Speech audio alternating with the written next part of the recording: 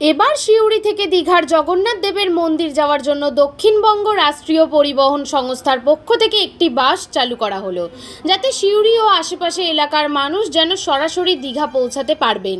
তাতেই খুশি শহরের লোক।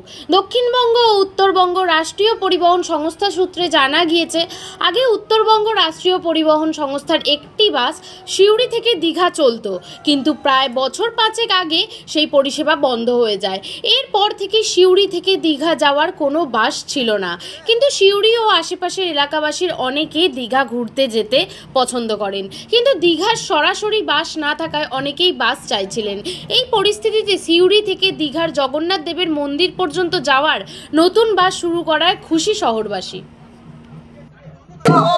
আমাদের সিউড়িবাসী, সিউড়ি বিধানসভা, বীরভূমের মানুষের কাছে বড়দিন।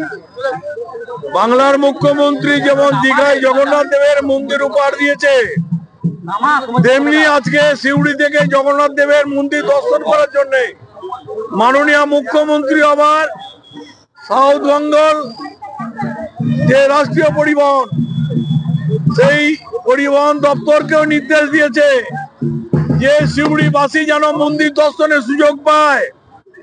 এবং আজকে তাই আমাদের এই যে সভাপতি দক্ষিণবঙ্গ রাষ্ট্রীয় পরিবহনের সুভাষ মন্ডলও ছুটে এসেছে তার বাস নিয়ে, যে সিউড়িবাসী, সিউড়ি বীরভূমের বাসী যেন এই জগন্নাথ দেবের মন্দির দর্শন করার সেই সুযোগটা মমতা ব্যানার্জির নির্দেশ সে যথাযথ পালন করেছে।